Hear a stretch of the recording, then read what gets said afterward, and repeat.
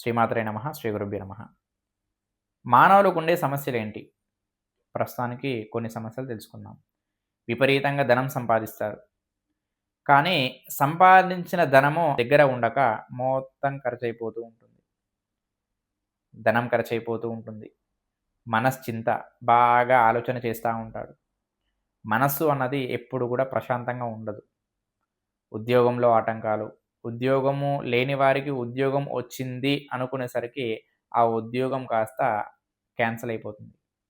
వివాహంలో ఆటంకాలు, వివాహ సంబంధం ఫిక్స్ అయ్యింది, మ్యారేజ్ అయితుంది అనుకునేసరికి ఆ వివాహంలో ఆటంకాలు, సంతానంలో ఆటంకాలు. మనము ఎవరికైనా డబ్బు ఇస్తే ఆ డబ్బు వారు తిరిగి ఇయ్యలేని పరిస్థితి, అందులో ఆటంకాలు. మనము ఏదైనా వృత్తిలో ఉంటే ఆ వృత్తిలో ఇంకా ముందుకు ఎళ్దాము అనుకుంటాం. ఆ ముందుకు ఎళ్ళకపోవడం అదొక ఆటంకం. ఇలా అంటే ఎన్నో ఆటంకాలు విపరీతమైన ఆటంకాలుంటాయి. వీటికి కారణమేంటి? అంటే ఇది శనైశ్చర దోషము. ఈ దోషానికి పూజ ఎలా చేసుకోవాలి? ఇలాంటి విషయాల కోసం వీడియో షేర్ చేయండి, లైక్ చేయండి, సబ్స్క్రైబ్ చేయండి.